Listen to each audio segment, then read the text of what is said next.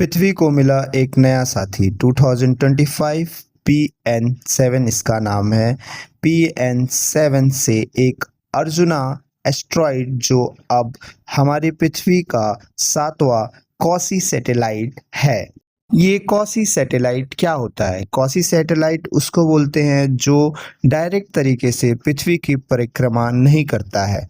यह सूर्य का रिवॉल्यूशन करता है लेकिन लंबे समय तक अर्थ के पास ही रहता है। ऐसा लगता है कि ये अर्थ की ही कक्षा में घूम रहा है और इसे हमने 2 अगस्त 2025 को खोजा गया है। साइंटिस्ट के मेजरमेंट के बाद हमें पता चला है ये 128 साल तक पृथ्वी के आसपास रहेगा। कॉसी सैटेलाइट की तुलना में कम समय लेकिन फिर भी यह रोमांचक अंतरिक्ष गणनाओं को समझाने में मदद करेगा और ज़्यादा से ज़्यादा हम अंतरिक्ष के बारे में और डिटेल से समझ पाएंगे। जैसे जैसे टेक्नोलॉजी बेहतर होगा हम और भी अंतरिक्ष को जानेंगे और कॉसी सैटेलाइट्स को खोजेंगे। हर एक नई खोज हमारे लिए सौरमंडल की छिपी संरचनाओं को समझने में मदद करता है और हमें अब इसे 128 सालों के लिए जांच में और भी ज़्यादा डिटेल्स पता चलते जाएंगे। मेरे चैनल यूनिवर्स के कुछ जीके क्वेश्चंस भी कर लेते हैं। बिग बैंग थ्योरी किससे रिलेटेड है? तो ये हमारा origin of all the universe.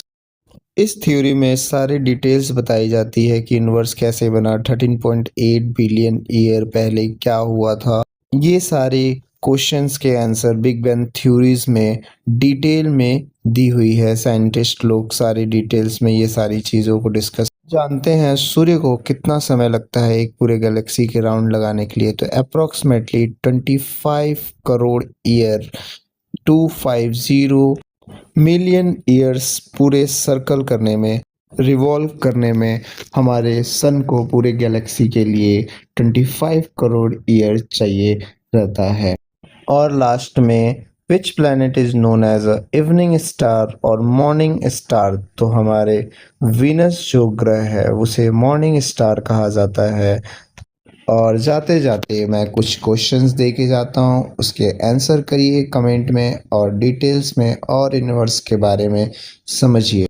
पूरे सोलर सिस्टम में कौन सा ग्रह सबसे बड़ा माना जाता है? इसका कमेंट में उत्तर दीजिए और बताइए what is the term of distance light travel in a 1 year? इसका भी कमेंट में आंसर दीजिए। चैनल को सब्सक्राइब करना बहुत ज़रूरी है, इससे मोटिवेशन मिलता है मुझे। Thank you so much. Please subscribe और लाइक करिए चैनल को, ज़्यादा से ज़्यादा शेयर करिए।